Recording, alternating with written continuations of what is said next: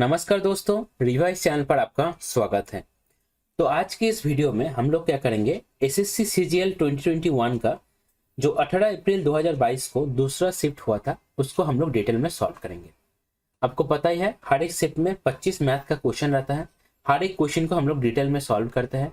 छोटा से छोटा चीज़ हम लोग नोट करते हैं, छोटा से छोटा चीज़ हम लोग डिस्कस करते हैं। ठीक है, उसके साथ ही जो रिवाइज करने वाला इंपॉर्टेंट फॉर्मूला या कॉन्सेप्ट है उसको भी हम लोग ऐड कर देते हैं यहाँ पे। ठीक है, इसके पहले हम लोग 11, 12 और 13 और 18 का पहला शिफ्ट, टोटल 10 शिफ्ट को डिटेल में सॉल्व कर चुके हैं। आपको चैनल के अंदर प्लेलिस्ट भी अलग से मिल जाएगा और उन सब का 25 के अंदर जो बेस्ट क्वेश्चंस है उसको भी हम लोग अलग से सॉल्व किए हुए हैं। ठीक है, अगर आपको पीडीएफ चाहिए, चाहे वो आपका कंप्लीट सॉल्यूशन का हो या बेस्ट क्वेश्चंस का हो, दोनों का ही पीडीएफ आपको क्वेश्चंस और सॉल्यूशंस के साथ टेलीग्राम चैनल से फ्री ऑफ कॉस्ट में मिल जाएगा। क्लियर है? प्रोसेस वही रहेगा। आप जब वीडियो को देख रहे हो, क्वेश्चन को देखने के बाद आप वीडियो को पॉज कर लो, पहले आप खुद से सॉल्व करने की ट्राई करो। अब देखो आपका अप्रोच कैसा है, आंसर मैच हो रहा है कि नहीं, उसके बाद आप वीडियो को देखो। ठीक है, इसके साथ ही हर एक क्वेश्चन को हम लोग डिटेल में एक्सप्लेन करते हैं, डिटेल में समझते हैं, चाहे वो क्वेश्चन हम लोग पहले किए हुए हो या नहीं किए हुए हो। ठीक है, तो अगर आपको कॉन्सेप्ट पूरा पता है, डिस्कशन जो हम लोग कर रहे हैं आपको पूरा याद है, चार्ट जो मैंने ऐड किया है वो पूरा आपको याद है, रटा हुआ है, तो आप उस पर टाइम वेस्ट मत करिए, आप आगे बढ़ जाइए। आपका बस एक ही टारगेट होना चाहिए कि कम टाइम में ज़्यादा क्वेश्चन आपको सॉल्व करना है। सेल्फ प्रैक्टिस आप जितना ज़्यादा करोगे उतना अच्छा परफॉर्मेंस आपका एग्जाम में देखने को मिलेगा। तो स्टार्ट किया जाए क्या? चलिए स्टार्ट करते हैं। क्वेश्चन है आपका कंपाउंड इंटरेस्ट से। क्वेश्चन आप देख पा रहे हो, अरिथमेटिक का लैंग्वेज का प्रॉब्लम है, लगभग 4 लाइन के बराबर आपका क्वेश्चन है। तो इस तरह का क्वेश्चन आप जब पेपर को सॉल्व कर रहे हो, पहले राउंड पे आपको छोड़ देना है, पहले राउंड के लिए इसको लीव करना है।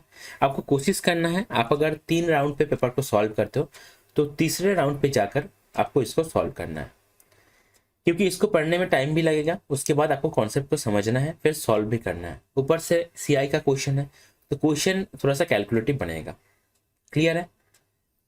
तो आप अगर लास्ट में करोगे तो आपका फ्लो भी नहीं बिगड़ेगा, आप अच्छे से पेपर को अटेम्प्ट भी कर पाओगे, टाइम का सही से यूटिलाइजेशन आप कर पाओगे। देखिए, बोला जा रहा है Joseph deposited a total of 52,500 in A bank in the names of his 2 daughters aged 15 years and 16 years in such a way that they would get equal amounts when they become 18 years old। Joseph का 2 बेटी है, छोटे वाली का as है आपका 15 साल और बड़े वाले की एज है अभी 16 साल। जोसेफ चाहता है कि उसके पास जो पैसा है 52,500 उसको 2 भागों में देने के लिए। ऐसे देना है कि जब दोनों ही बेटी आपका 18 साल का बन जाए तब दोनों को इक्वल अमाउंट्स मिल जाए। ध्यान रखना, इक्वल अमाउंट्स का बात हो रहा है, इक्वल इंटरेस्ट का बात नहीं हो रहा है। ठीक है, ये आपको ध्यान रखना है। अब देखिए, if the bank gives 10% compound interest compounded annually, then what is the amount that Joseph had deposited in the name of his younger daughter। ठीक है, तो बोला जा रहा है 10% क्या है, आपका सीआई है। तो जो छोटी वाली है, जो छोटी बेटी है, उसके नाम पे जोसेफ ने कितना अमाउंट डिपॉजिट किया है। ठीक है, तो इक्वल अमाउंट्स हो रहा है जब 18 साल का बन रहा है। तो छोटे का एज है 15, तो 15 18 माइनस 15 3 साल, तो छोटे को जो मिलेगा 3 साल का अमाउंट मिलेगा और बड़े जो है उसको 18 माइनस 16 तो 2 साल का अमाउंट मिलेगा। क्लियर है इतना अभी तक?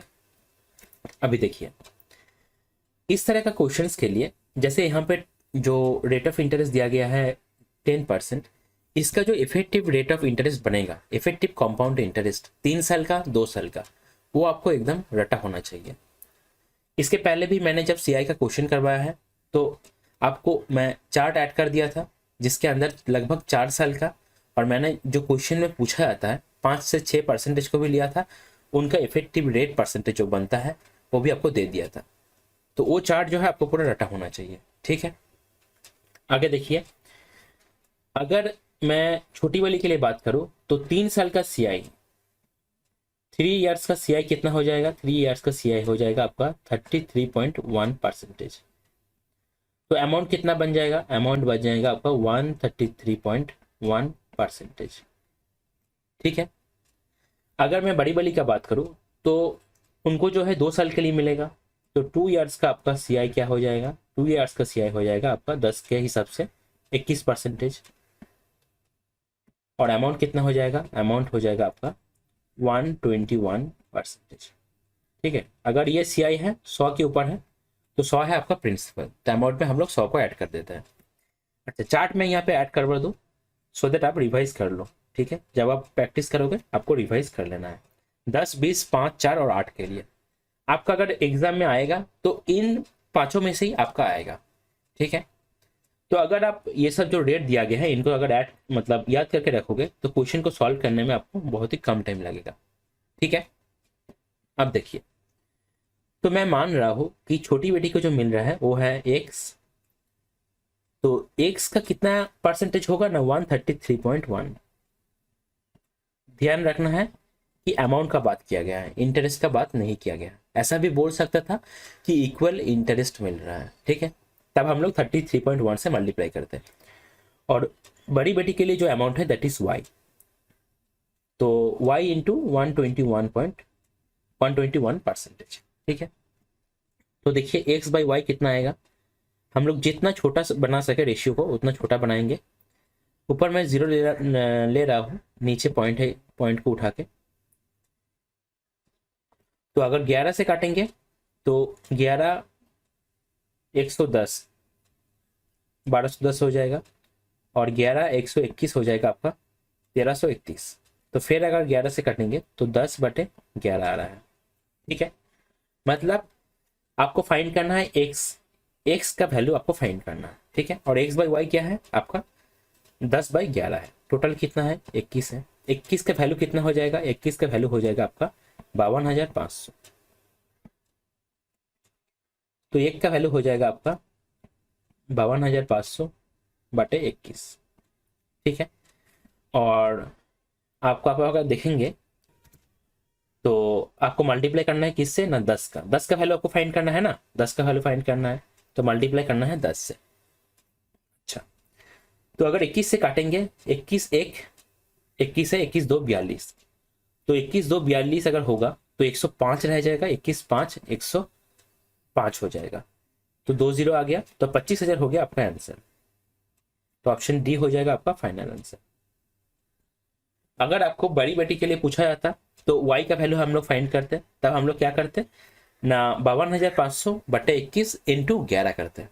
ठीक है, अच्छा, तो इस तरह का क्वेश्चंस के लिए आपको ध्यान रखना है कि आपका जो इफेक्टिव रेट परसेंटेज है कंपाउंड इंटरेस्ट के हिसाब से, इफेक्टिव जो रेट परसेंटेज है वो आपको पूरा डाटा होना चाहिए। अगर वो डाटा हुआ रहा तब क्वेश्चन को करने में बहुत कम टाइम लगेगा। ठीक है, बाकी तो कैलकुलेशन है। क्वेश्चन है आपका प्रॉफिट एंड आपका लॉस। तो बोला जा रहा है the cost prices of 2 articles A and B are in the ratio 4:5। While selling these articles, the shopkeeper gains 10% on article A and 20% profit on article B. The difference between their selling prices is 480. Find the 30% of the total cost price on both the articles. Clear है? देखिए step by step करेंगे। मान लेते हैं कि ए का price और B का प्राइस। ए का प्राइस है आपका 400 क्योंकि 4:5 बोला गया है, और बी का है 500। तो जो आपका सेलिंग करने के बाद आपका गेन हो रहा है ए पे 10% और बी में 20%, और दोनों का सेलिंग प्राइसेस का डिफरेंस कितना है ना, वो है 480। तो देखिए मतलब 400 का अगर 110% करेंगे तो हम लोग को क्या मिलेगा ना, एसपी मिल जाएगा, और 500 का अगर 120% करेंगे तो हम लोग को क्या मिलेगा, एसपी मिल जाएगा।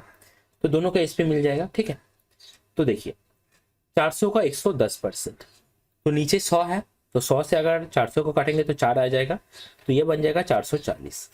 500 का 120%, तो नीचे 100 है 120 के नीचे, तो 100 से अगर 500 को काटेंगे तो 5 से कटेगा, 5 इंटू 120 तो 600 आ जाएगा।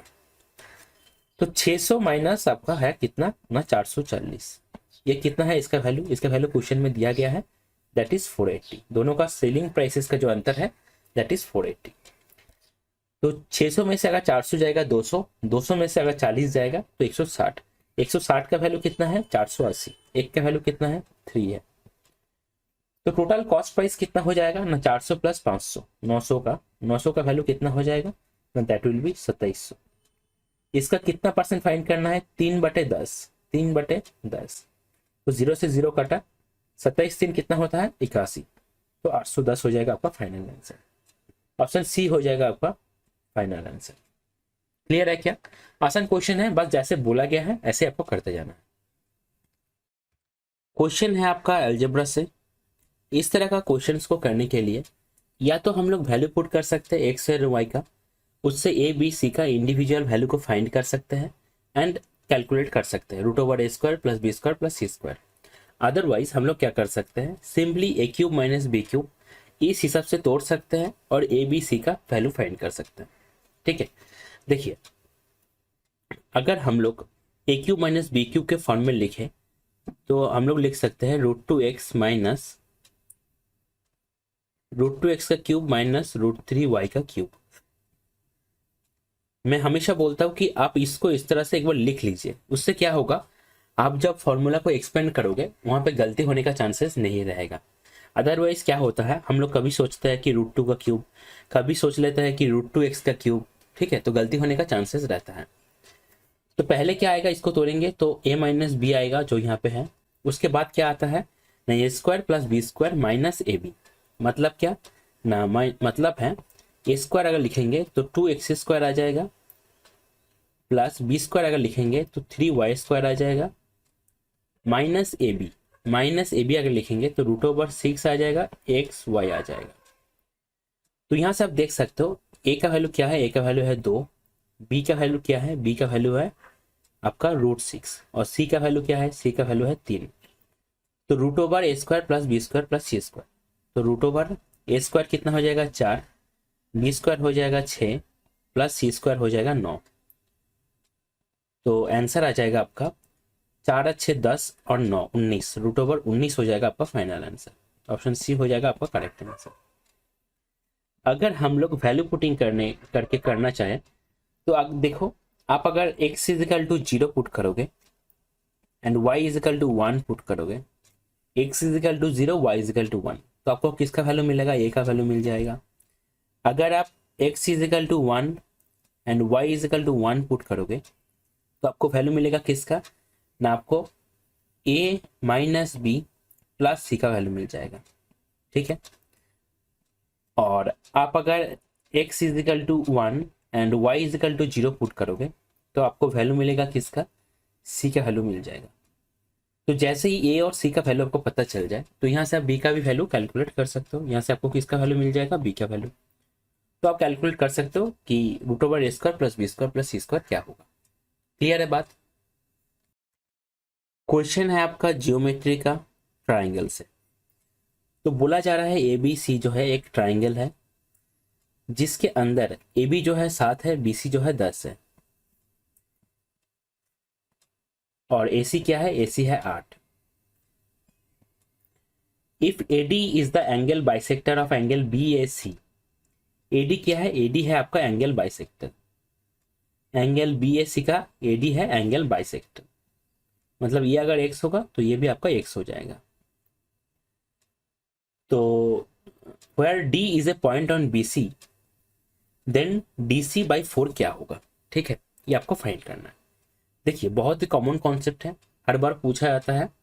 हम लोग जानते हैं कि AD जो एंगल बाइसेक्टर है वो BC को AB/AC इस रेशियो में डिवाइड करता है, मतलब BC को 7:8 में डिवाइड करेगा। तो DC का वैल्यू क्या हो जाएगा, DC का वैल्यू हो जाएगा 10/15 इंटू DC, मतलब 8 से मल्टीप्लाई करना है, तो ये कितना हो जाएगा, ये हो जाएगा 80/15।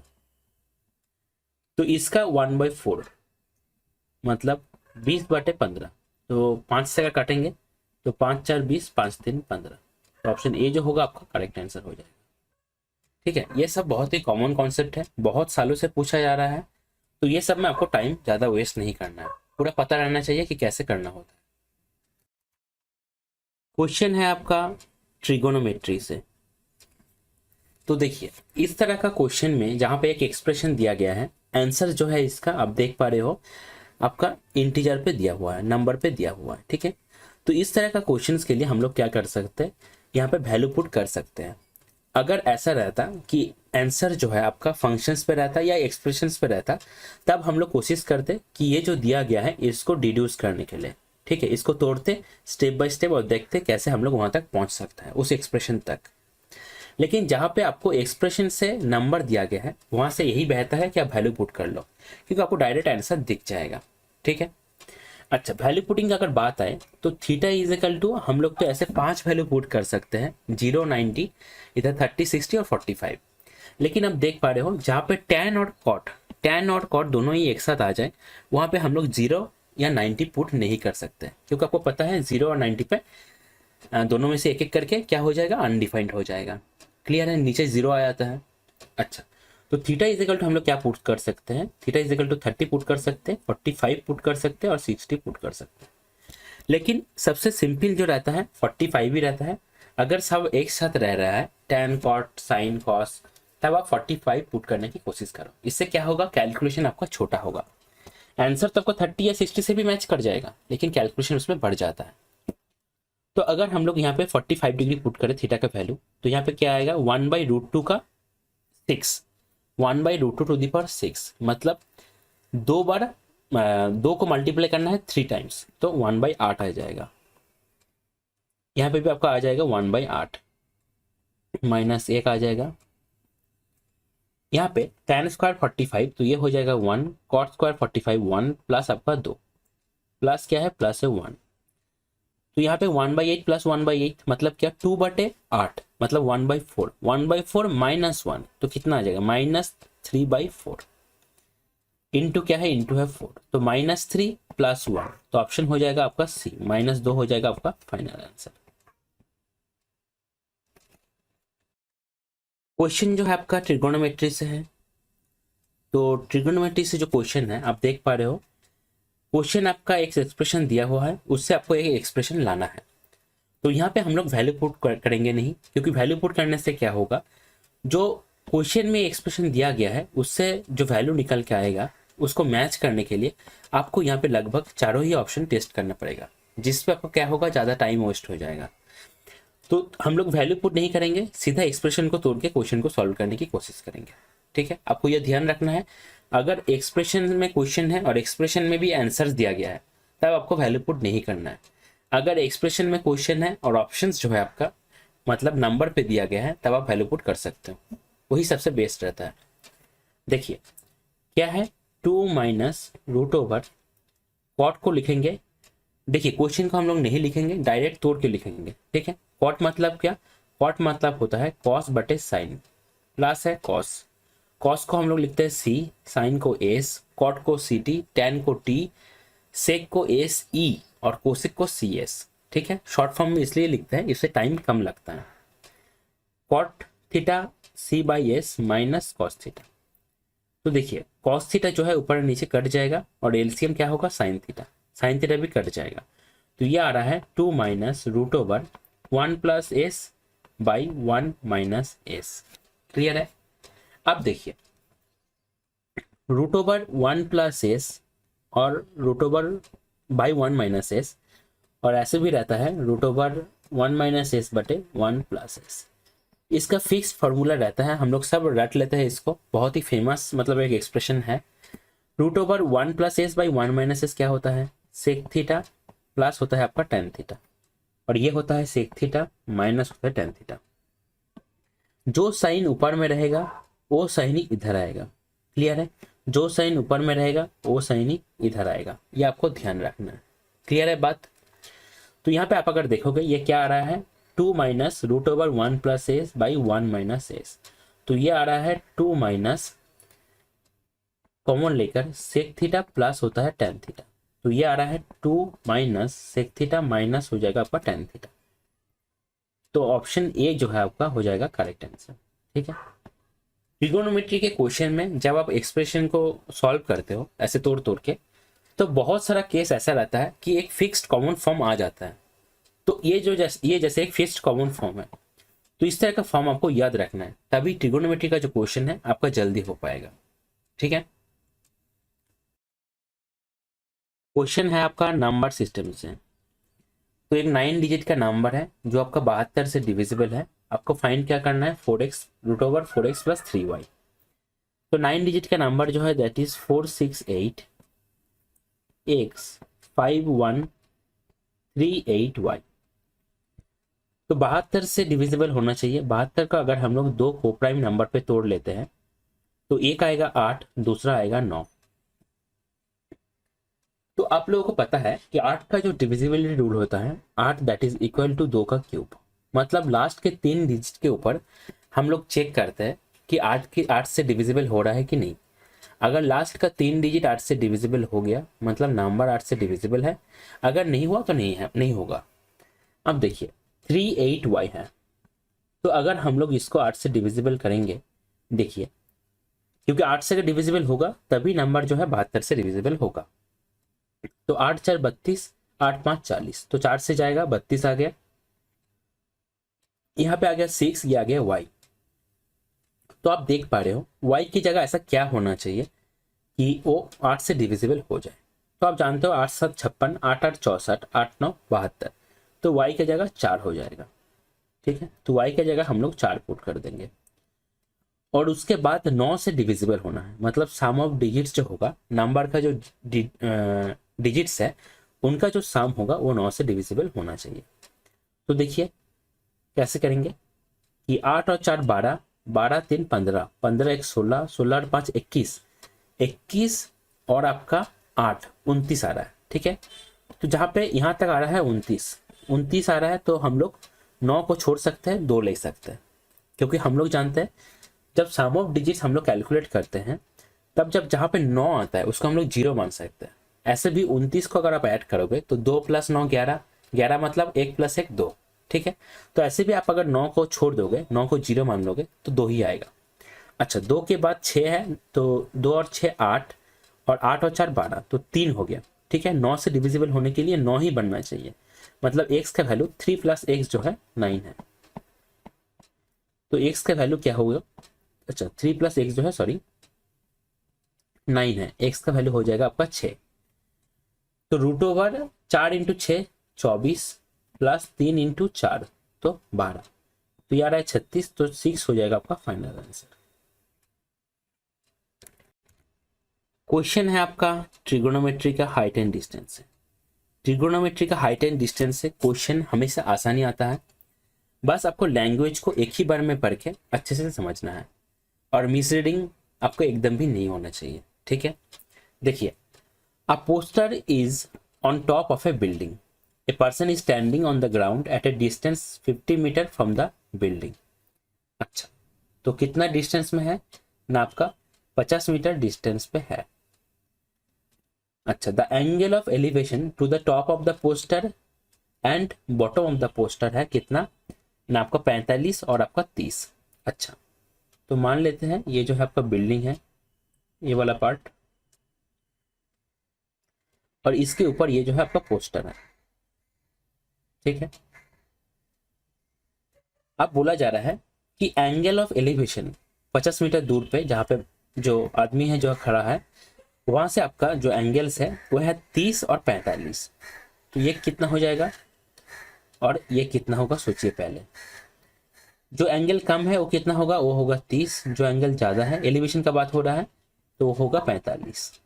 क्लियर है, आपको बोल दिया गया है कि what is the 200% of the height of the poster, मतलब पोस्टर का हाइट मतलब ये वाला आपको फाइंड करना है। ठीक है, इसका 200% जैसे x का 200% मतलब क्या, x × 200/100, तो x का दुगना, 200% मतलब दुगना। क्लियर है अभी तक? अच्छा देखिए, अगर हम लोग इस ट्राइंगल को ले लें, बहुत ही ध्यान से देखिए, इस ट्राइंगल को ले लें, तो ये एंगल क्या है, ये एंगल है 45, मतलब इसका लेंथ और इसका लेंथ जो होगा बराबर हो जाएगा। ठीक है, ये अगर a है तो ये भी होगा a, ये कितना हो जाएगा, ये हो जाएगा 2a। इतना क्लियर है क्या? मतलब अगर ये 50 है तो ये पूरा जो है, ये पूरा कितना बन जाएगा, ये पूरा 50 बन जाएगा। क्लियर है? अच्छा, अब देखिए, अगर ये वाला ट्राइंगल का मैं बात कर रहा हूं, ये नीचे वाले का, अगर इसका एंगल 30 है तो ये एंगल कितना हो जाएगा, ये एंगल हो जाएगा 60। ठीक है, देखिए तो ये एंगल हो जाएगा 60। अगर 60 के उल्टे तरफ 50 है, मतलब 30 के उल्टे तरफ क्या होगा, 30 के उल्टे तरफ मतलब ये वाला डिस्टेंस आपका हो जाएगा, रुकिए एक बार, ये वाला डिस्टेंस आपका हो जाएगा 50/√3। क्योंकि हम लोग जानते हैं कि 60 के उल्टे तरफ जो है, अगर 60 के उल्टे तरफ a है तो 30 के उल्टे तरफ क्या हो जाता है ना, a/√3। ठीक है, क्योंकि हम लोग जानते हैं कि 30 के उल्टे तरफ जो है उससे अगर √3 मल्टीप्लाई करेंगे तभी बनेगा आपका 60 के उल्टे तरफ का वैल्यू। तो जैसे a है मतलब क्या, a/√3 इंटू आपका √3। ठीक है, 30 के उल्टे तरफ जो है उससे अगर √3 मल्टीप्लाई करेंगे तभी 60 के उल्टे तरफ जो वैल्यू है वो आ जाएगा। क्लियर है?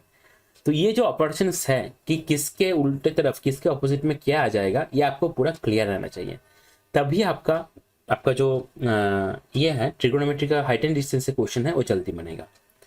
तो अब देख लो, दोनों को अगर माइनस करेंगे तो पोस्टर का हाइट हम लोग को मिल जाएगा।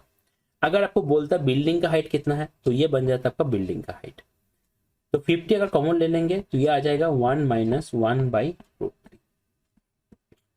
तो इसका दुगना करना है तो 100√3 अगर एलसीएम ले लेंगे तो ये आ जाएगा। हम लोग ये भी कर सकते हैं कि ऊपर और नीचे √3 से मल्टीप्लाई कर सकते हैं। ठीक है, पहले एलसीएम ले लेते हैं, ये आ जाएगा √3 - 1/√3। अब ऊपर और नीचे अगर मल्टीप्लाई करेंगे किससे ना, √3 से, तो वो बन जाएगा 100/3 इंटू 3 - √3। जिस फॉर्म में आपका आंसर दिया रहेगा आपको लगभग उसी फॉर्म में लेकर जाना है। तो ऑप्शन बी हो जाएगा आपका करेक्ट आंसर। ठीक है, क्वेश्चन में क्या पूछ रहा है वो भी देख लीजिए आप। आपके रिवीजन के लिए मैं ये जो डायग्राम्स हैं ये मैं यहाँ पे ऐड कर दिया, एक बार इसको देख लीजिएगा। अगर आपको कोई भी कंफ्यूजन है, अगर आपको पूरा क्लियर है सब कुछ, तो आप अगला क्वेश्चन सॉल्व कीजिए। देख लीजिए 45 की अगर बात करेंगे, दोनों एंगल ही 45 है, दूसरा है 90 डिग्री और बाकी दोनों है 45। तो हम लोग इसको एक स्क्वायर शेप का बना सकते हैं। ठीक है, तो ये है इसके बराबर, इन सब का बराबर है, तो ये अगर ए है तो ये भी ए हो जाएगा। ठीक है, अगर ये सब ए करके है तो इसका जो डायगोनल का लेंथ कितना हो जाएगा ना, √2a हो जाएगा। ठीक है, तो आपको ध्यान रखना है कि 45 के ऑपोजिट जो होता है साइड का लेंथ होता है a, तो 90 के ऑपोजिट क्या होता है, √2a। इसी तरह 30 के ऑपोजिट अगर a आएगा तो 90 के ऑपोजिट आता है 2a और 60 के ऑपोजिट आता है √3a। क्लियर है बात? ऐसे ही अगर 60 के ऑपोजिट आपका √3a आएगा तो 30 के ऑपोजिट √3a आएगा और 90 के ऑपोजिट क्या आएगा ना, 30 के ऑपोजिट जो है उससे 2 मल्टीप्लाई हम लोग कर देंगे तो √3a आ जाएगा। क्लियर है?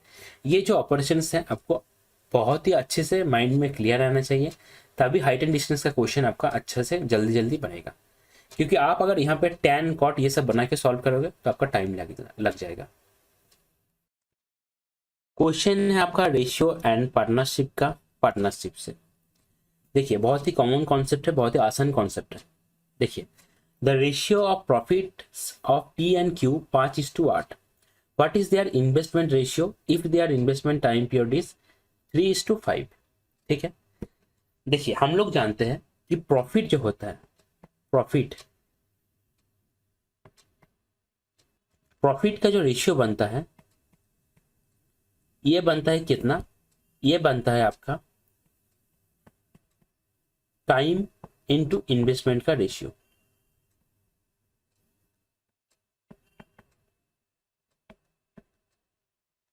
ठीक है, ये हम लोग जानते हैं।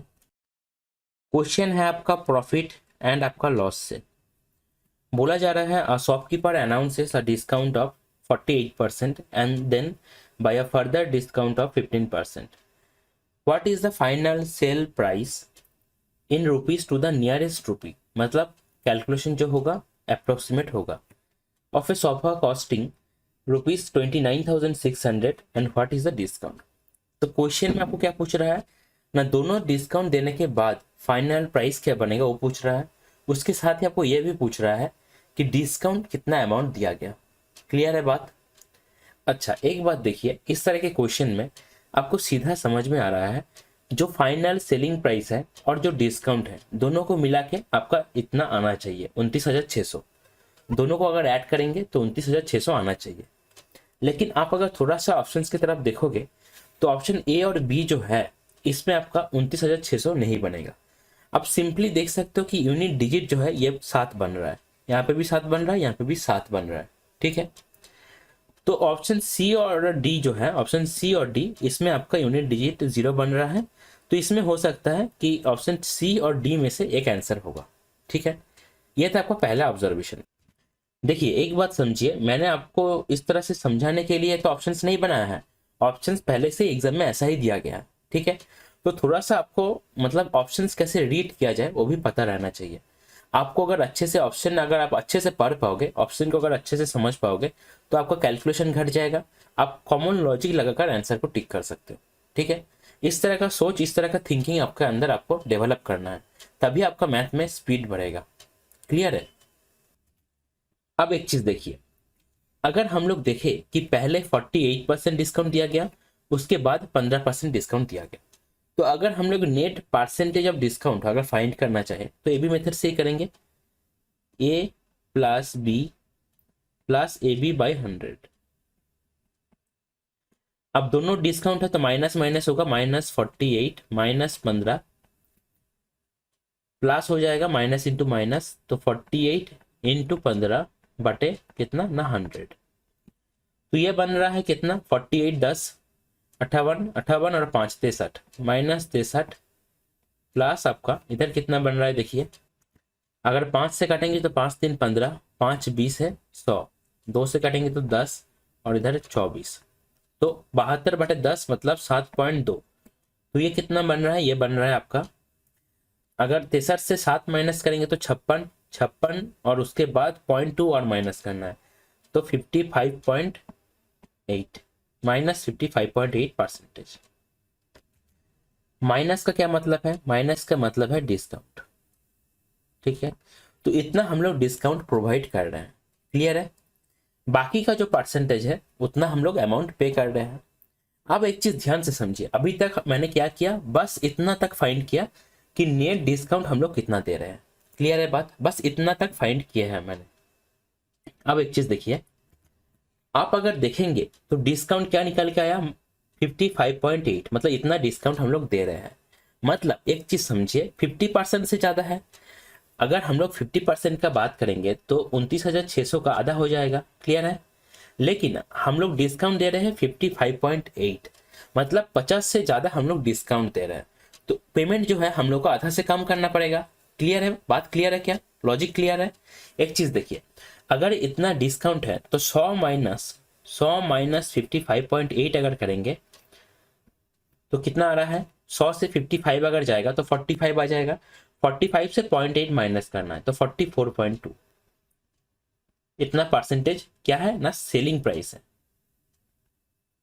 क्योंकि डिस्काउंट देने के बाद हम लोग को यही पेमेंट करना है। ठीक है, तो आप ये समझ पा रहे हो कि सेलिंग प्राइस जो है आधा से कम होगा और आधा से ज्यादा क्या होगा, डिस्काउंट होगा। क्लियर हो रहा है चीजें? और दोनों का समीशन 29,600 होना चाहिए। आप अगर ऑप्शन सी और डी को देखोगे, ऑप्शन ए और बी तो पहले एलिमिनेट हो गया है, ऑप्शन सी और डी को देखोगे तो आप देख सकते हो कि क्या पूछा जा रहा है। पहले वो देखिए, पहले पूछा जा रहा है final sale price. Option C में फाइनल सेल प्राइस जो है आपका 16,517, इससे ज्यादा है।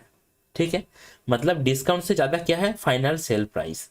और ऑप्शन डी पे आपका डिस्काउंट ज्यादा है सेल प्राइस से। ठीक है, आपका सेल प्राइस कम होना चाहिए, डिस्काउंट ज्यादा होना चाहिए। तो इस लॉजिक से अभी तक पूरा क्वेश्चन हम लोग सॉल्व भी नहीं किया है। इस लॉजिक से हम लोग बोल सकते हैं कि ऑप्शन डी होगा आपका फाइनल आंसर, यहीं तक सॉल्व करने के बाद। ठीक है, आप देख रहे हो क्वेश्चन जो है आपका कैलकुलेटिव है, आप इतने तक सॉल्व करके लॉजिक लगा के आप बोल सकते हो, क्योंकि ऐसे ही पहला ए और बी एलिमिनेट हो चुका है। क्लियर हो रहा है बात? क्लियर हो रहा है क्या? देखिए अब हम लोग क्या कर सकते हैं, अगर थोड़ा सा हम लोग कैलकुलेशन करना चाहे तब क्या कर सकते हैं। देखिए, जैसे हम लोग का डिस्काउंट परसेंटेज क्या है ना 55.8, मतलब लगभग 56% के बराबर। ठीक है, तो 29,600 है, इसका अगर हम लोग 56% फाइंड करना चाहे तो नीचे 100 आ जाएगा। तो देखिए 2 जीरो अगर काटेंगे ऐसे, ठीक है, तो हम लोग को क्या करना है, 56 से 296 को मल्टीप्लाई करना है। तो हम लोग ये कर सकते हैं 56 इंटू 300 - 4, ये कर सकते हैं, कोई दिक्कत नहीं। तो ये आ जाएगा 6 3 18, एक रह गया, 5 3 15 16, 2 जीरो, माइनस ये कितना आ जाएगा 200, पहले 50 से अगर करेंगे और 6 से करेंगे तो 24, तो 224।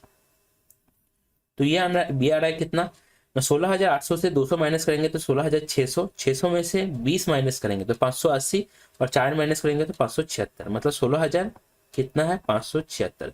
ये किसका वैल्यू हो गया, ये हो गया आपका डिस्काउंट का वैल्यू, ठीक है, क्लियर है। तो डिस्काउंट का वैल्यू 16,576 है, मतलब आप देख पा रहे हो 16,517 के आसपास। तो आपको कितना दूर तक कैलकुलेशन करना है, एकदम एंड तक जाना है या बीच तक रुक जाना है, वो डिपेंड करेगा कैसा क्वेश्चन में ऑप्शंस दिया गया है। इस बात को आपको बहुत ही अच्छे से समझना है, ठीक है। आप अगर 29,600 से डिस्काउंट को माइनस कर दोगे तो आपको बाकी का जो सेलिंग प्राइस है वो मिल जाएगा, क्लियर है। और ऐसे भी हम लोग कर सकते थे, और कि 29,600 क्या है हम लोगों का कॉस्ट प्राइस दिया गया है, ठीक है। तो अगर हम लोग फाइनल जो है sale price, final selling price हम लोग निकालना चाहें तो हम लोग ये कर सकते थे कि 48 डिस्काउंट, 100 में से 48 डिस्काउंट, तो पेमेंट कितना करना पड़ेगा, 100 में से पेमेंट करना पड़ेगा 52, 100 में से 15% डिस्काउंट, तो पेमेंट कितना पड़ेगा, करना पड़ेगा ना 85, ठीक है। अब इसमें भी आप अगर काटा कुटी करोगे तो आप देखोगे कि आपका आंसर जो आएगा, आपका आंसर आएगा 13,083 के आसपास, ठीक है। तो ऐसे भी आप कर सकते हो, लेकिन मेन मुद्दा जो है इस तरह का क्वेश्चंस का, जो ऐसे तो आसान है, कॉन्सेप्ट वाइज आसान है, लेकिन कैलकुलेशन थोड़ा सा टफ है। उसमें आपको यही समझना है कि कितने दूर तक, कितना स्टेप्स तक मैं कैलकुलेशन को करूं। आपको उतना तक ही करना है जहां तक करके आपको आंसर समझ में आ जाए, ठीक है।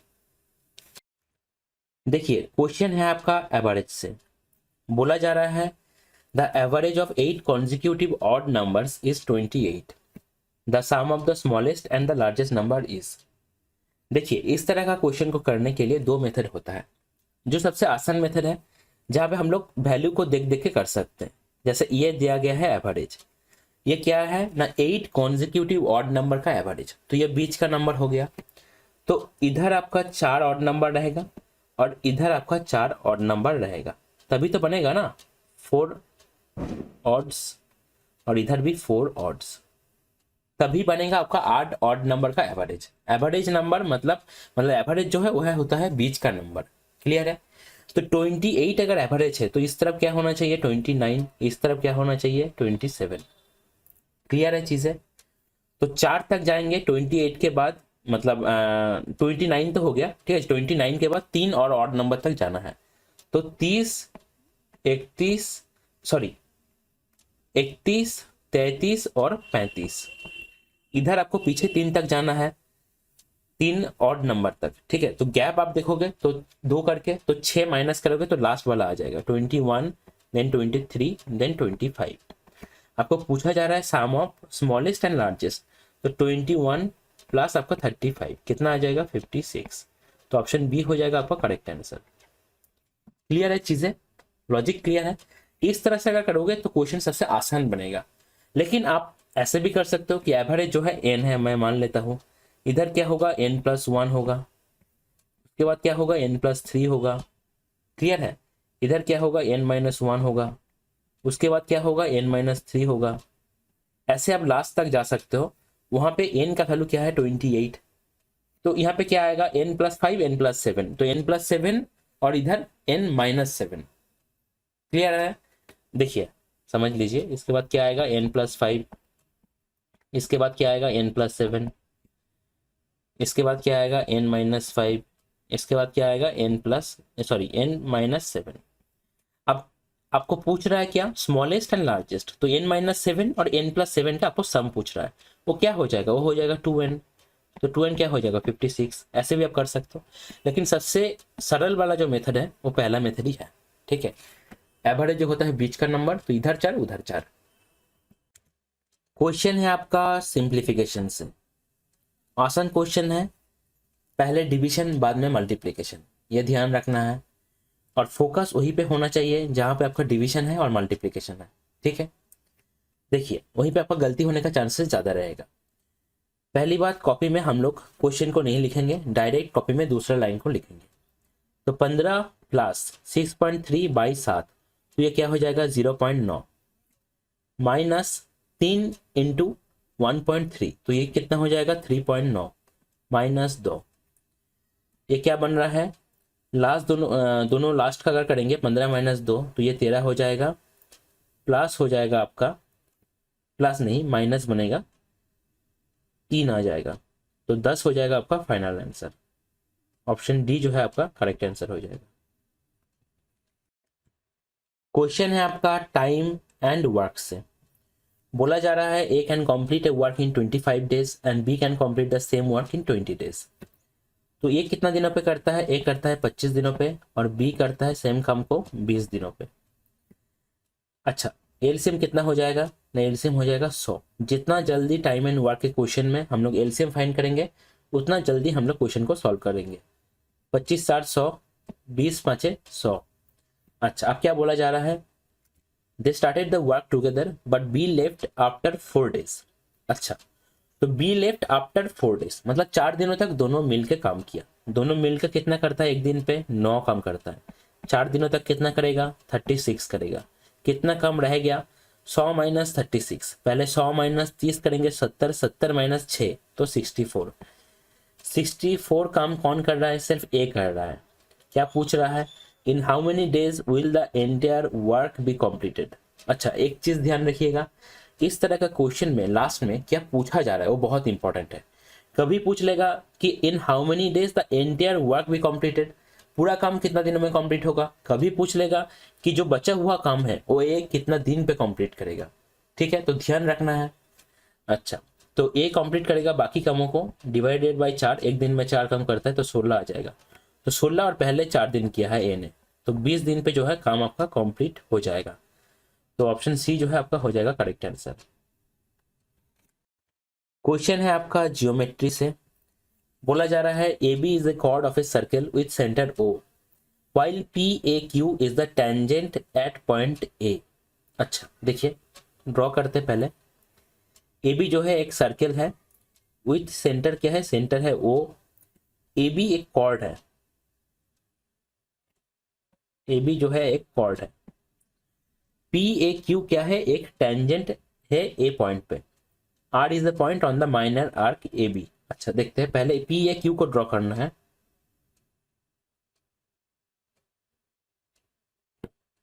तो ये हो गया P, ये है A और ये है Q। A पॉइंट पे टेंजेंट हो गया। R एक पॉइंट है माइनर आर्क AB के अंदर। BAQ है 70 डिग्री। ठीक है, ऐसे BAQ अगर हम लोग यहाँ पे 70 डिग्री तक कर ही सकते हैं, लेकिन आपको देख के पता चल रहा है ये एंगल जो है 90 से ज़्यादा है। ठीक है, ऐसे गलती तो कुछ नहीं होगा, ऐसे भी हम लोग सॉल्व कर सकते हैं, लेकिन मैं बस डायग्राम को सही से बनाने के लिए नाम को थोड़ा सा चेंज कर देता हूँ। इसको P कर देते हैं, इसको Q कर देते हैं। तो BAQ क्या है, BAQ है आपका 70 डिग्री। Then find the measure of ARB। ठीक है, तो आपको फाइंड क्या करना है, फाइंड करना है ARB, मतलब ये वाला जो एंगल है, ये वाला एंगल आपको फाइंड करना है। ठीक है, अब देखिए अगर हम लोग O और A इस पॉइंट को जोड़ देंगे तो ये रेडियस हो जाएगा। ठीक है, हम लोग क्या जानते हैं कि रेडियस और टेंजेंट एक सर्कल के बीच, मतलब एक सर्कल के रेडियस और टेंजेंट के बीच एंगल क्या होता है, ये एंगल हो जाएगा आपका 90 डिग्री। ठीक है, अच्छा, तो अगर हम लोग इसको भी जोड़ दें O के साथ B पॉइंट को, तो हम लोग बोल सकते हैं कि ये भी एक रेडियस हो जाएगा, मतलब OB और OA ये बराबर हो गया। ठीक है, तो आप एक चीज देखिए, ये एंगल कितना बनेगा, ये अगर पूरा 90 है, ये 70 है। ठीक है, तो ये बनेगा, ये एंगल बनेगा 20 डिग्री। ये अगर 20 डिग्री होगा तो ये भी 20 डिग्री होगा, क्योंकि OA और OB बराबर है। तो ये कितना हो जाएगा, ये हो जाएगा 40 हो गया इधर और 140 होगा, तो ट्रायंगल का जो तीनों एंगल का सम होगा वो 180 बन जाएगा। अगर ये 140 है तो इसके बाहर वाला कोण कितना बनेगा, मतलब ये वाला कोण 360 माइनस 140, तो ये बनेगा 220। क्लियर है। अब सर्किल के अंदर जो सेंटर है, सेंटर मतलब ए बी का मेजर आर्क, ये वाला पार्ट, इस पे आप अगर देखोगे तो इसमें सेंटर पे जो कोण बन रहा है वो बन रहा है 220। तो सेंटर पे जो बनेगा परिधि पे उसका आधा बनेगा। तो एंगल ए आर बी कितना हो जाएगा, एंगल ए आर बी ये वाला एंगल हो जाएगा 220/2 110 डिग्री। ऑप्शन डी जो है हो जाएगा आपका करेक्ट आंसर। क्लियर है। क्वेश्चन है आपका 3D मेंसुरेशन से। बोला जा रहा है the circumference of the base of a right circular cylinder is 62.8 centimetre. Volume दिया गया है इतना, तो कार्व सरफेस एरिया आपको फाइंड करना है। पाई का वैल्यू 3.14 दिया गया है। तो ऐसे तो आसान क्वेश्चन है, लेकिन कैलकुलेटिव होगा, देख के पता चल रहा है। तो कैलकुलेशन को कैसे हम लोग आसान करेंगे वही हम लोग देखेंगे। देखते हैं। तो 2 पाई आर का वैल्यू क्या दिया गया है ना, दिया गया है आपका 62.8।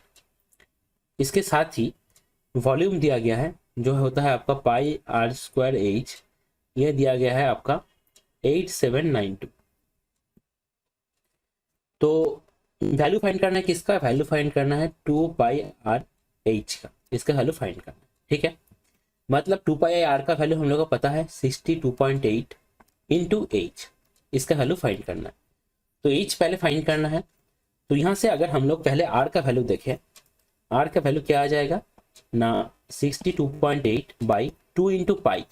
तो 2 इंटू पाई अगर करेंगे तो 6.28, ऊपर 100 नीचे 10, तो आर का वैल्यू हो जाएगा 10। ये कैसे करते हैं पता है ना, कि 6.28 है, इसको ऊपर लेकर जाएंगे, मतलब पॉइंट को हटा देंगे तो ऊपर 100 आ जाएगा। और 62.8 है, इसको पॉइंट हटा देंगे तो नीचे 10 आ जाएगा। तो अल्टीमेटली काट के 10 आ गया ऊपर। क्लियर है। अच्छा, अब देखिए आर का वैल्यू 10 आ गया, तो करना क्या है ना, हम लोगों को एच का वैल्यू फाइंड करना। एच का वैल्यू आ जाएगा आपका 8792 बटे 100 इंटू आपका पाई 3.14। ठीक है, कैलकुलेट हम लोग नहीं करेंगे, लास्ट में एकदम कैलकुलेट करेंगे। तो सी एस का कार्व सरफेस एरिया ये कितना हो जाएगा ना, आपका 8792 बटे 100 इंटू 3.14 इंटू 62.8 इंटू क्या है आपका अच्छा 62.8 इंटू एच था, एच का वैल्यू हम लोग लिख दिए पहले ही। अब देखिए कैसे करेंगे ना, 100 से अगर नीचे मल्टीप्लाई करेंगे तो पॉइंट हट जाएगा। ठीक है, और ऊपर पॉइंट है 1 तो नीचे 1 10 आ जाएगा। 314 2 कितना होता है 628, और 2 से अगर 10 को काटेंगे तो 5। अब देखिए ध्यान दीजिए, पहले 87 है और नीचे 5 है, तो 5 17 होता है कितना 85, तो 17 पहले आएगा, ये हम लोग देख पा रहे हैं। और 17 पहले आएगा ऐसा ऑप्शन बस ऑप्शन डी ही है, तो पूरा कैलकुलेट करने का जरूरत नहीं है, हम लोग बोल सकते हैं ऑप्शन डी जो है आपका फाइनल आंसर हो जाएगा। क्वेश्चन है आपका परसेंटेज से। बोला जा रहा है इफ ए पॉजिटिव नंबर के when multiplied by 30% of itself gives A number. अच्छा, के और उसका मल्टीप्लाइड बाय 30% ऑफ इटसेल्फ, मतलब 3/10 ऑफ के gives A number which is 170% more than the number के। तो 170% मोर देन, ध्यान दीजिए, मतलब हम लोग ऐसे लिख सकते हैं कि k प्लस 170k/100, मतलब क्या आ रहा है 270k/100। ठीक है, 170% मोर देन द नंबर k, तो k प्लस 170k/100, तो ये कितना आ रहा है, ये आ रहा है 27/10 k। k से k कट गया, 10 से 10 कट गया, तो k का वैल्यू आ रहा है आपका 9। k का वैल्यू आपको फाइंड करना है, ऑप्शन डी हो जाएगा आपका करेक्ट आंसर। क्वेश्चन है आपका डीआई का हिस्टोग्राम से। डीआई से क्वेश्चन नॉर्मली आसानी आता है, बस आपको एक ही रीडिंग में समझना है। एकदम जो क्वेश्चन पूछा है हम लोग उसको पढ़ेंगे, अगर समझ में नहीं आया तो पीछे वाले इंफॉर्मेशन को पढ़ेंगे। बोला जा रहा है in which year are the exports of cars of type A ₹20 million less more than the average exports of cars of type B. अच्छा, ये लेस और मोर दोनों ही आपको क्वेश्चन में दिख रहा है, मैंने खुद भी चेक किया है। आपका पेपर में भी ऐसा ही था, ये एक्चुअली मोर होगा, लेस नहीं होगा, ठीक है। तो मोर फाइंड करना है, ₹20 million more than the average exports of cars of type B. तो 5 साल का बात हो रहा है। अब बी का 5 साल का अगर ऐड करेंगे हम लोग, तो जो ऐड करके जो आएगा उसको 5 से भाग करना है, तभी एवरेज मिलेगा। लेकिन अगर हम लोग थोड़ा सा ध्यान से देखें तो हम लोग देख सकते हैं पांचों जो साल है, पांचों ही साल पे जो नंबर है आपका 5 से डिविजिबल है। तो हम लोग डायरेक्ट 5 से एक एक को भाग करके फाइनली कितना आ रहा है उसको भी देख सकते हैं। तो आप अगर देखेंगे पहले 225 को अगर 5 से भाग करेंगे तो 45 आ जाएगा। उसके बाद 250 को 5 से करेंगे तो 50 आ जाएगा। 200 को 5 से करेंगे तो 40 आ जाएगा। 275 को 5 से करेंगे तो 55 आ जाएगा। 325 को 5 से करेंगे तो 65 आ जाएगा।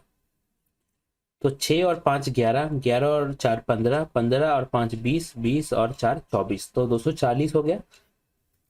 और इधर आपका राइट साइड में 3 5 है तो 15, तो 255 हो गया। अब बोला जा रहा है ए के कौन सी ईयर में एक्सपोर्ट जो है 20 मिलियन रुपीस ज्यादा है, मतलब 275। तो आप देख पा रहे हो 2016 में जो है आपका 275 है। तो ऑप्शन ए हो जाएगा आपका करेक्ट आंसर।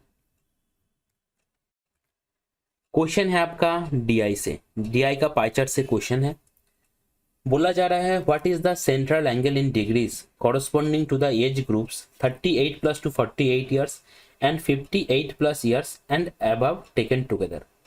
सेंट्रल एंगल बताना है दोनों का, किसका किसका, 38 plus to 48 and 58 plus and above. तो 30 और 10 40%, ठीक है। तो 40/100 that is equal to angle बना रहा है x/360, सेम ही एंगल बनेगा, ठीक है। रेशियो भी सेम बनेगा। तो यहां से आप देख सकते हो x का जो वैल्यू होगा दैट विल बी 4/10 इंटू 360, तो 36 4 144। तो ऑप्शन बी जो है हो जाएगा आपका करेक्ट आंसर, ठीक है। दोनों तरफ आपका रेशियो इक्वल होना चाहिए। तो 40/100 जो पर्टिकुलर वैल्यू है बाटे टोटल, और एक्स कितना एंगल बना रहा है बाटे टोटल एंगल, टोटल एंगल मतलब 360, ठीक है। क्वेश्चन है आपका डीआई का हिस्टोग्राम से। तो डायरेक्ट क्वेश्चन को पढ़ेंगे डीआई के केस में। अगर समझ में नहीं आया तब पीछे वाला जो इन्फॉर्मेशन दिया गया है उसको हम लोग पढ़ेंगे। बोला जा रहा है during which hours is the number of cars passed more than the average number of cars passed from 6 AM to 11 AM। तो 6 से लेकर 11 तक का बात हो रहा है। लेकिन आप अगर थोड़ा सा ध्यान देंगे तो यहाँ पे जो टाइम ऑफ द डे दिया गया है वो 6 से लेकर 12 तक दिया गया है। लेकिन आपको जो एवरेज फाइंड करना है पहले, वो फाइंड करना है 6 से लेकर 11 तक, ठीक है। देखिए ये जो क्वेश्चन है इसमें मिसरीडिंग होने का चांसेस बहुत ज़्यादा है। बहुत लोग क्या करेंगे बाय डिफॉल्ट बिना क्वेश्चन को अच्छे से पढ़े 6 से लेकर 12 तक धर लेंगे, ठीक है। तो आपको ये भी देखना है कि आप जब वीडियो पॉज करके इस क्वेश्चन को सॉल्व कर रहे हो तो आप क्या पढ़ रहे हो, आप 6 से लेकर 11 तक पढ़ रहे हो या 6 से लेकर 12 तक पढ़ रहे हो, ठीक है। तो इसलिए मैं बोलता हूँ हमेशा क्वेश्चन को सॉल्व करने से पहले वीडियो को पॉज करके आप खुद एक बार ट्राई करो कि आपका कौन सा आंसर आ रहा है। उसके बाद आप देखो कि आंसर मैच हो रहा है कि नहीं हो रहा है। क्लियर है बात। तो देखिए 6 से लेकर 11 तक हम लोग को एवरेज फाइंड करना है। तो ऐड करेंगे कैसे, देखिए 6 से लेकर 11 तक मतलब इतने तक, ठीक है। तो तीनों 100 है तो 300 हो गया, मतलब ये 100 ये 100 ये 100, तो 300 हो गया, ठीक है। 300 इधर है 70, 370 इधर है 30, मतलब 400 हो गया। 400 और इधर 10, 410, 410 और 90, 500, 500 और 3 5 है यूनिट डिजिट पे, तो 515। तो 515 हो गया टोटल बटे आपका 5, तो कितना आ रहा है 103। ये क्या है, ये है एवरेज। आपको बोला जा रहा है कि कौन सा आवर में एवरेज से ज्यादा है, लेकिन 6 से लेकर 11 तक लेना है। तो एवरेज से ज्यादा आप अगर देखोगे तो 103 से ज्यादा मतलब 7 से लेकर 8, 8 से लेकर 9 और 9 से लेकर 10।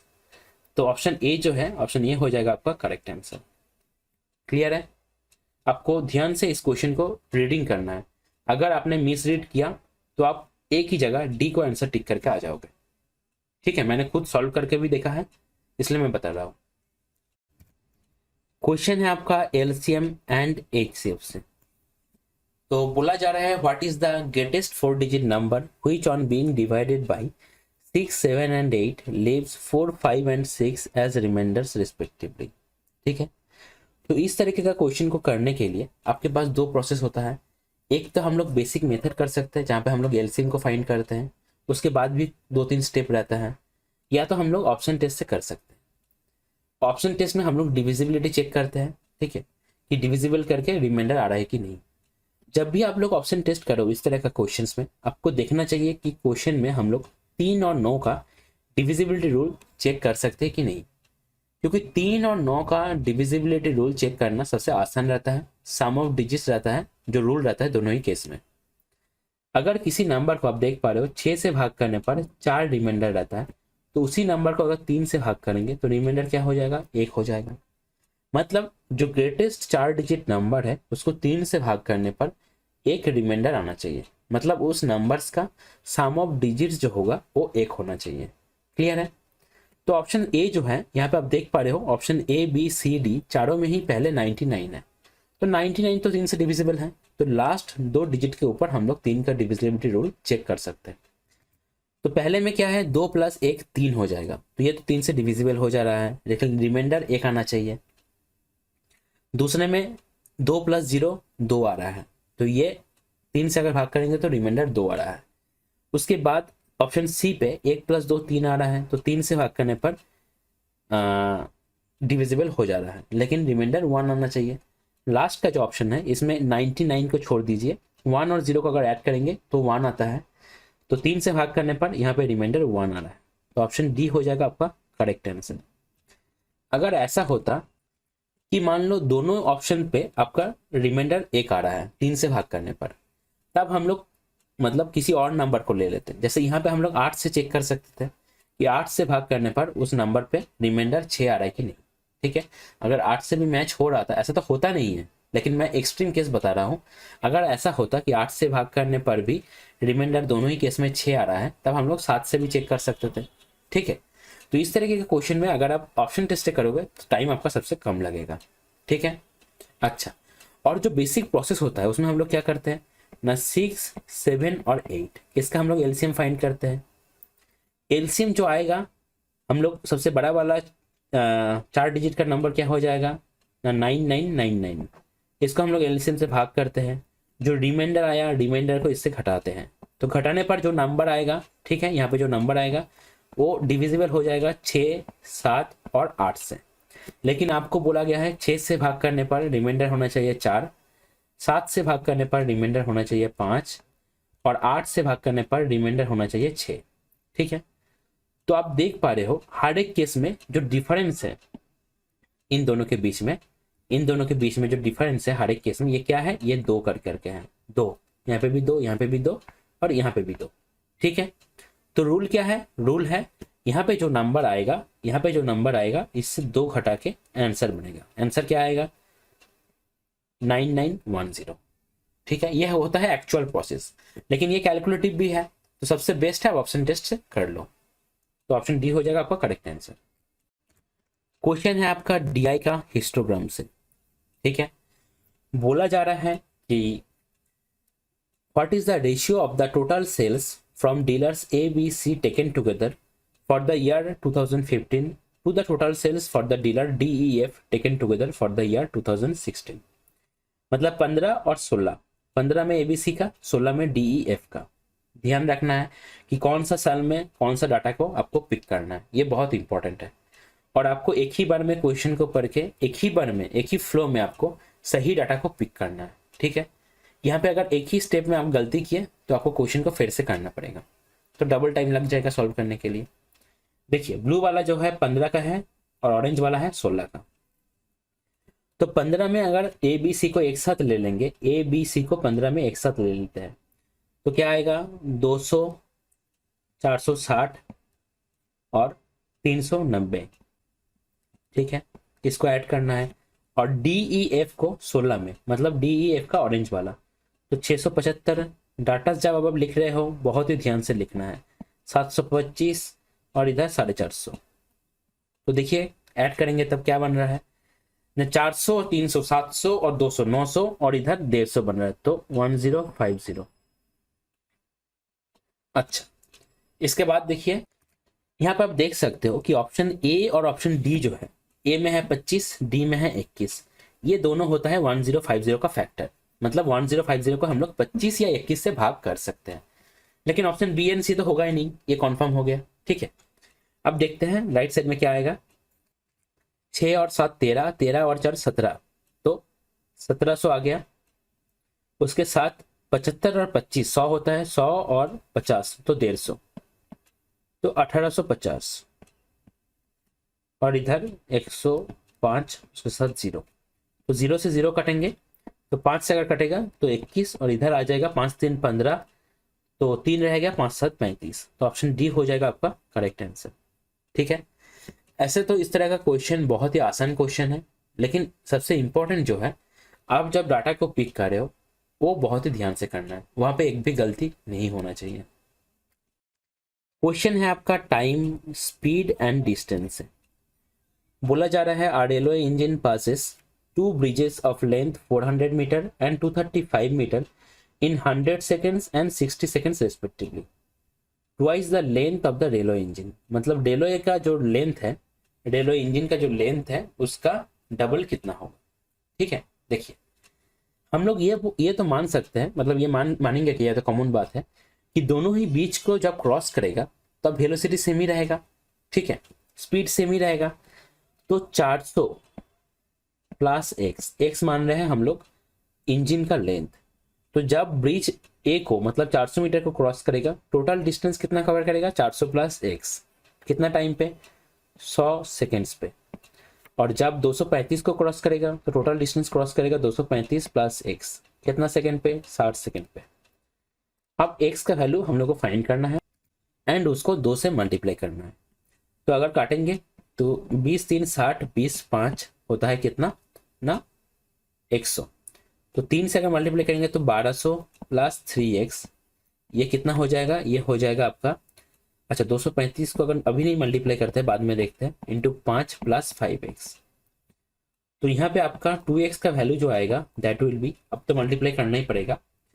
देखिए कैसे करेंगे, 200 से करेंगे, 5 से तो 1000, 3 से करेंगे तो 150, तो 1050 हो गया, प्लस 25 तो 1175।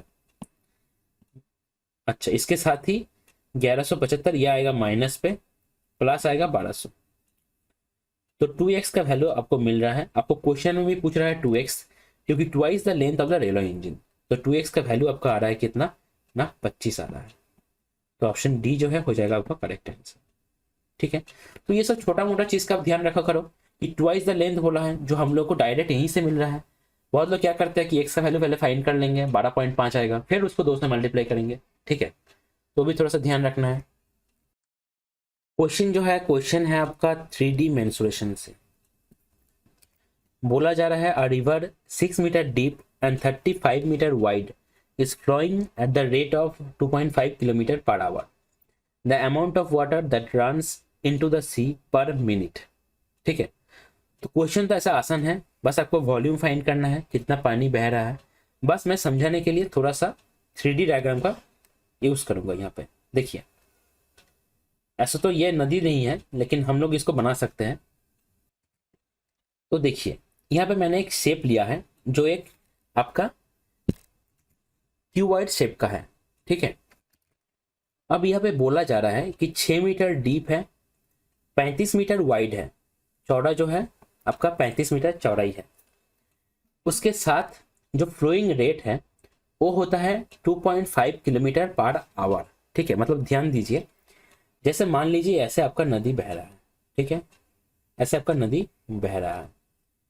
मैंने क्या किया है, मैंने एक पर्टिकुलर एरिया को पकड़ लिया है नदी के अंदर। ठीक है, जिसका शेप आपको दिख रहा है।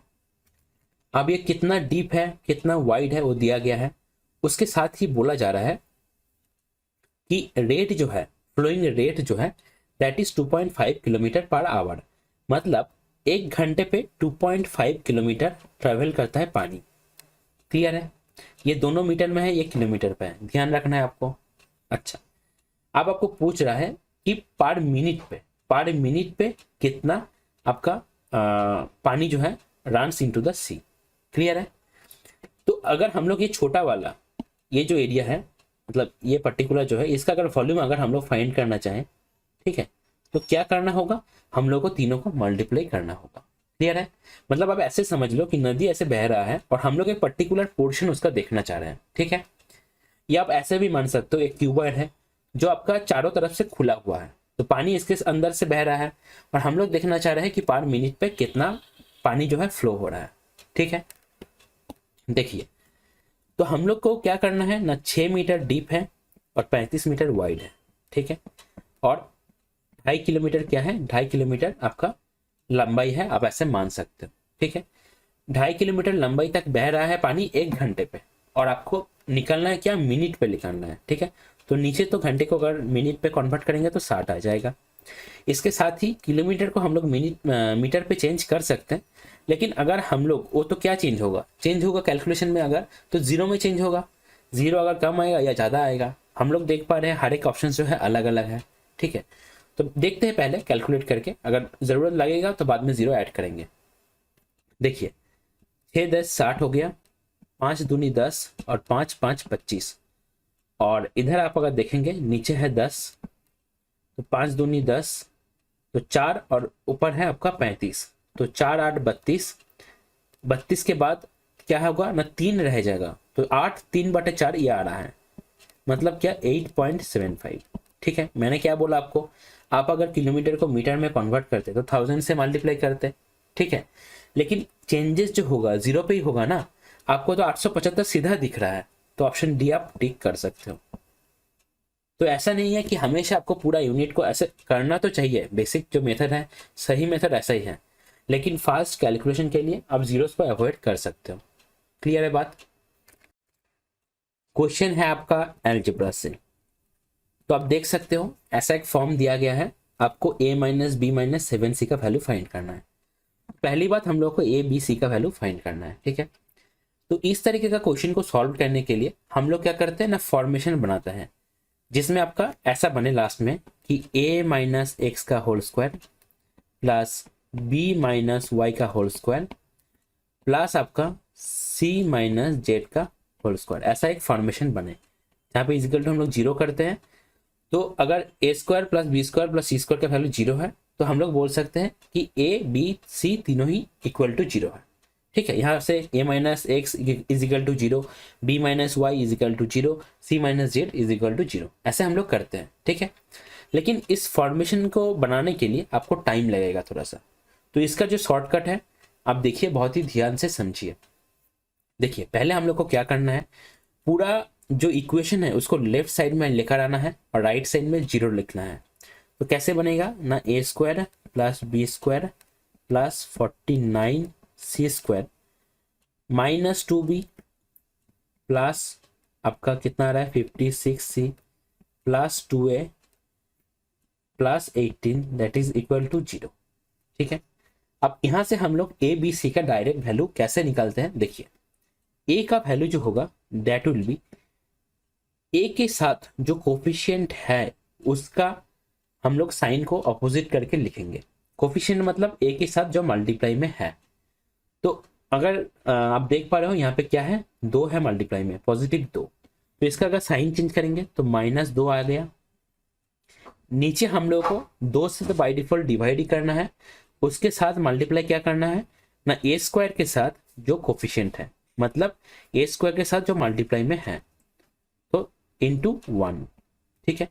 तो आप देख पा रहे हो ए का वैल्यू क्या हो जाएगा, -1 हो जाएगा। ऐसे ही हम लोग बी का भी कैलकुलेट कर सकते हैं।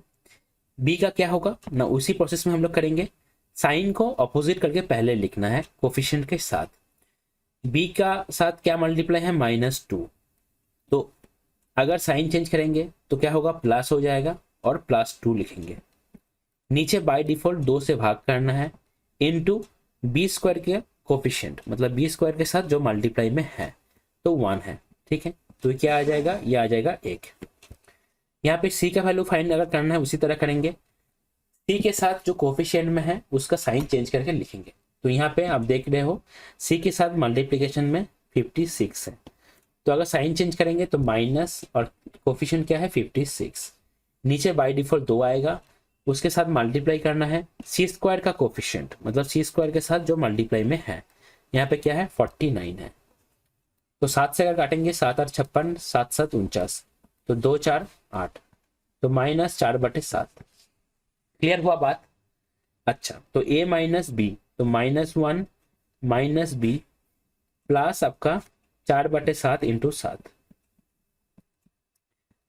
तो ये क्या आ रहा है, ये आ रहा है आपका -2 + 4, तो 2 होगा आपका फाइनल आंसर। ऑप्शन ए हो जाएगा आपका करेक्ट आंसर। ठीक है, एक ही बात का आपको ध्यान रखना है, मैं बार बार और एक बार मैं रिपीट कर दे रहा हूँ, ये अगर प्रोसेस आपको पता है पहले से तो आप बहुत जल्दी ए बी और सी का वैल्यू फाइंड करोगे। और इस क्वेश्चन के लिए आप लोग जितना जल्दी ए बी सी का वैल्यू फाइंड करोगे उतना जल्दी आप क्वेश्चन को सॉल्व कर पाओगे। पहली बात क्या करना है, पूरा इक्वेशन को हम लोग को लेफ्ट साइड में लेकर आना है, पूरा इक्वेशन को लेफ्ट साइड में लेकर आना है, सो दैट राइट साइड में इक्वल टू 0 बन जाए। क्लियर है? यह है फर्स्ट प्रोसेस। दूसरा प्रोसेस क्या है ना, हर एक केस में हम लोग ए बी और सी का जो कोफिशिएंट है, मतलब उसके साथ जो मल्टीप्लाई में है उसको लिखेंगे, लेकिन साइन ऑपोजिट करके लिखेंगे, साइन ऑपोजिट करके कोफिशिएंट को लिखेंगे। ठीक है, हर एक केस में नीचे बाय डिफॉल्ट आपको 2 से क्या करना है, भाग करना है, उसके साथ मल्टीप्लिकेशन में क्या रहेगा ना, ए स्क्वायर बी स्क्वायर और सी स्क्वायर का कोफिशिएंट रहेगा। क्लियर है बात? चलिए, क्वेश्चन जो है आपका जियोमेट्री का ट्राइंगल से क्वेश्चन है। बोला जा रहा है the sides of A B and A C of a triangle A B C are produced to points D and E respectively. The bisectors of angle C B D and B C E meet at P, A is equal to 88, then find the measure of P. तो question पढ़ के जिसको concept पता है समझ में आ जाएगा। ये क्वेश्चन है आपका एक्सटर्नल बाइसेक्टर से। ठीक है, तो हम लोग जानते हैं एक्सटर्नल बाइसेक्टर जहाँ पे मीट करते हैं, जैसे इस क्वेश्चन में एंगल पी पे मीट करता है, तो पी पॉइंट पे मीट करता है, तो एंगल पी क्या होता है ना, 90 डिग्री माइनस एंगल a/2। अगर इन सेंटर का बात करते तो क्या होता ना, 90 डिग्री प्लस एंगल a/2। ठीक है, तो क्या होगा ना, 90 डिग्री माइनस एंगल a/2, तो 44, तो 50 - 4 यह आ जाएगा 46। ऑप्शन ए जो है हो जाएगा करेक्ट आंसर। ठीक है, डायग्राम मैंने ड्रॉ नहीं किया क्योंकि इसका कॉन्सेप्ट जो है मैं ऐड कर देता हूं सो दैट आप रिवीजन के लिए समझ सको। एक बार देख लो, ए बी को हम लोग एक्सटेंड करते हैं कितना तक ना, डी एंड ई तक। जो आपका बाइसेक्टर है सी बी डी का बाइसेक्टर एंड आपका बी सी ई का बाइसेक्टर, ये मैच करता है पी पॉइंट पे। ठीक है, तो पी का वैल्यू आपको फाइंड करना है।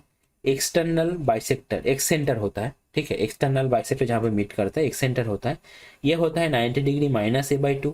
इन सेंटर पर अगर मैच करता है इंटरनल बाइसेक्टर्स, तब वो एंगल होता है 90 डिग्री प्लस a/2। ठीक है, ध्यान रखना है कि एंगल मतलब BIC, मतलब इन सेंटर वाला एंगल और एक्स सेंटर वाला एंगल दोनों मिलके ऐड होके बनाता है 180 डिग्री, और इधर बी और सी ऐड होके बनाता है 180 डिग्री। तो ऐसे हम लोग एक सर्किल ड्रॉ कर सकते हैं। साइक्लिक क्वाड्रिलेटरल का कॉन्सेप्ट है ये। और ए बी और ए सी क्या है, टेंजेंट है। ठीक है, tangent to the circle. Clear है बात? तो ये कॉन्सेप्ट आपको पता रहना चाहिए। आप देख सकते हो 90 degree plus angle a/2, 90 degree minus angle a/2, a/2 तो कट जाएगा, तो 90 डिग्री प्लस 90 डिग्री 180 बन जाएगा। ठीक है, तो इसीलिए हम लोग साइक्लिक क्वाड्रिलेटरल भी ड्रॉ कर सकते हैं। क्लियर है बात? तो यहाँ पे 4 एंगल रहता है। इन सेंटर पे एक एंगल, आपका एक सेंटर पे एक एंगल, वहां पे आपका सार्कम सेंटर पे एक एंगल और ऑर्थो सेंटर पे एक एंगल। ये आपको पूरा रटा होना चाहिए। ठीक है, ये सब क्वेश्चन अगर एग्जाम में आया तो बोनस है आपके लिए। आपको 5 से 6 सेकंड के अंदर क्वेश्चन को पढ़ के ही आंसर टिक करना है बस। ये था आपका इस वीडियो का लास्ट क्वेश्चन। इसके साथ ही इस लेक्चर को हम लोग यहीं पे एंड करेंगे। वीडियो के अंदर जितना भी क्वेश्चन है उसका क्वेश्चन एंड सॉल्यूशन दोनों ही आप लोग PDF के फॉर्मेट में टेलीग्राम ग्रुप से डाउनलोड कर सकते हो at free of cost. Telegram group का लिंक आपको डिस्क्रिप्शन में मिल जाएगा, वहां से टेलीग्राम ग्रुप में जाकर आप PDF को डाउनलोड कर सकते हो। इसके साथ ही अगर किसी को लगता है कि किसी भी क्वेश्चन में इससे भी बेटर अप्रोच हो सकता है तो आप कमेंट कर सकते हैं इसके साथ ही हम लोग का टीम का जो मेल आईडी है रिवाइज प्रॉपरली @gmail.com, यहाँ पे भी आप लोग मेल भी कर सकते हैं। अगर आपका कोई पर्टिकुलर सजेशन भी है तो भी आप लोग मेल कर सकते हैं। क्लियर है? अब क्वेश्चन आता है कि कैसे हम लोग वीडियोस को अपने काम में लें, अच्छे से यूटिलाइज करें, कैसे हम लोग वीडियो से प्रैक्टिस करें। ठीक है, ये भी थोड़ा सा समझ लीजिए। देखिए ये सब बहुत बेसिक सा चीज़ है, लेकिन बहुत लोगों का क्या होता है कि पूरा प्रॉपर आइडिया नहीं रहता है, तो थोड़ा सा वो लोग भटक जाता है। ठीक है, चीज़ों को करता है लेकिन प्रोसेस जो होता है थोड़ा सा सही नहीं रहता। तो प्रैक्टिस कैसे करना है समझ लीजिए। आपने वीडियो को स्टार्ट किया, वीडियो को स्टार्ट करने के बाद क्वेश्चन को देखते ही आपको पॉज कर लेना है। पॉज करके आपको क्वेश्चन को सॉल्यूशन करना है। ठीक है, हो सकता है कि आपका अप्रोच बेटर ना हो सकता है आपको टाइम ज़्यादा लगे लेकिन किसी भी तरह आपको आंसर तक पहुंचना है। इसके बाद आपको वीडियो को देखना है। अगर आपने देखा कि अप्रोच कुछ बेटर है आपसे, तो आप सीख लीजिए अप्रोच को अच्छे से, क्या किया गया है समझ लीजिए। ठीक है, अगर देखा कि सही अप्रोच है आपका भी और वीडियो का भी, तब आप आगे बढ़ जाइए। ठीक है, ये पॉज वाला बात बहुत ज़्यादा इंपॉर्टेंट है। हर एक क्वेश्चन में आपको पॉज करके ज़रूर से ज़रूर खुद से खुद आपको पहले ट्राई करना ही है, तभी आपको ये प्रैक्टिस काम में आएगा। क्लियर हुआ बात? ओके, नेक्स्ट देखिए, जितना क्वेश्चन है उसका आपने पहली बार वीडियो के साथ प्रैक्टिस तो किया, लेकिन कुछ क्वेश्चन ऐसा होगा जहाँ पे क्वेश्चन जो है एक ही फ्लो पे आपका नहीं बनेगा। अब ये जो फ्लो टूट रहा है ये किसी भी तरह से हो सकता है। हो सकता है कि आपको क्वेश्चन नहीं बने आपसे, हो सकता है क्वेश्चन को आपने मिसरीड किया, आपको सॉल्व करने में ज़्यादा टाइम लग गया, हो सकता है आपको कैलकुलेशन मिस्टेक हुआ। ठीक है, किसी भी तरह का फ्लो टूटने वाला अगर बात हुआ, मतलब क्वेश्चन मेरा पहला फ्लो में नहीं बना, अगर ऐसा हुआ तो तुरंत आपको उस क्वेश्चन को मार्क कर लेना है और एटलीस्ट 1 वीक का गैप देना है। गैप देने के बाद उस क्वेश्चन को रिवाइज करना है। आप देख ही रहे हो चैनल का नाम भी है रिवाइज, इसीलिए चैनल का नाम रिवाइज रखा गया है, सो दैट जब भी आप चैनल का कुछ भी देखो, चैनल से जुड़े रहो, तो आपको हमेशा ये दिमाग में आना चाहिए कि मुझे इस चीज़ को रिवाइज करना है जो मैंने पहले पढ़ा है। हो सकता है वो मैथ हो सकता है वो जीके हो सकता है करंट अफेयर्स हो। क्लियर है बात? अब आपको रिवाइज, जितना क्वेश्चन आपका अटक गया या पहला फ्लो में नहीं बना, आपको उसको उतना बार रिवाइज करना है जब तक वो आपका पहला फ्लो में नहीं बन रहा है। अब यहाँ पे भी बात आता है, ये जो कितना बार रिवाइज करना है ये डिपेंड करेगा आपके ऊपर। हो सकता है आपके लिए वो 2 हो, किसी और के लिए वो 4 हो, या किसी और के लिए वो एक ही बार हो। ठीक है, लेकिन जब तक वो पहला फ्लो में नहीं बन रहा है, 1 वीक का गैप भी देना है, इंपॉर्टेंट है ये। जब तक 1 वीक के गैप में वो पहला फ्लो में नहीं बन रहा है, तब तक आपको उसको रिवाइज करना है। क्लियर है बात? खुश रहिए, अपने स्वास्थ्य का ध्यान रखिए और फिलहाल अभी ज़्यादा टेंशन मत लीजिए, मेहनत करते रहिए एंड सही टाइम का वेट कीजिए। Thank you.